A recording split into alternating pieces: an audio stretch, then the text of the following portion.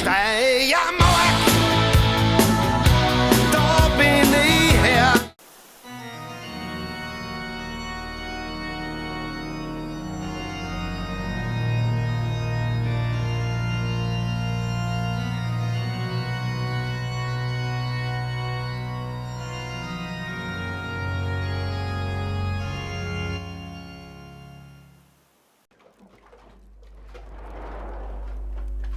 Und mit diesen Aufnahmen grüßt ihr zurück zu Generation Zero und einigen kleinen Updates, Neuigkeiten für die Zukunft auf meinem Kanal, was dieses Spiel angeht.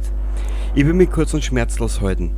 Ich blende dir nun etwas ein, das am 23.03. im Entwickler-Stream bekannt gegeben worden ist. Bis gleich!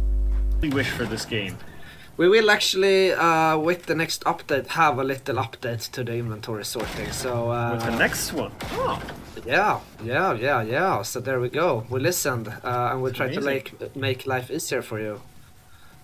I guess that is something we haven't mentioned before. So there No, you go. there we go. A little update on the next update. So to say. An update, so to speak. Any word on April's update, says Michael. Yeah, there should absolutely be one. I think so too, yeah. Yeah. Genau, im April soll es ein kleines Update geben, das sich dem Thema Inventar widmet. Mal gespannt, wie sie es umsetzen. Wie du siehst, ich habe das eingeblendet. Es ist ja derzeit eigentlich nur Chaos pur eigentlich. Mittlerweile, die Zeit ist schon lang genug, dass man weiß ungefähr, wo was ist und wie die Items alle ausschauen. Also von daher her sollte das kein Problem sein. Und ich möchte aber auch gleich ein bisschen weiterschauen in die Zukunft von diesem Spiel auf meinem Kanal. Und dazu mache ich jetzt schnell einen kleinen Schwenker. Bis gleich. So da.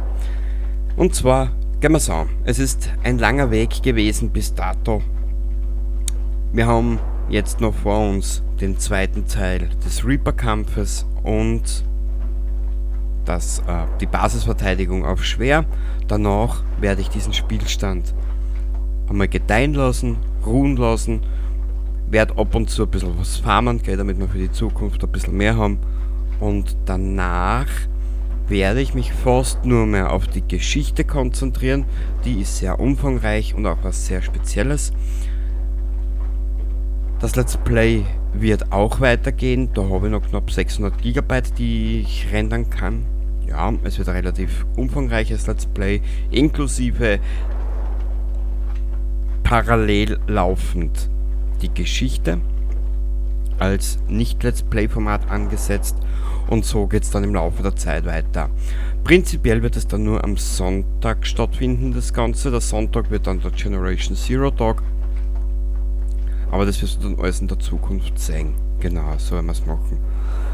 Und das kleine Format jetzt da, was du dort siehst, wird sich eigentlich nur mehr um Updates drehen, wenn welche in der Zukunft kommen. Das erste größere Update wird dieses Update sein in puncto Inventarsortierung etc.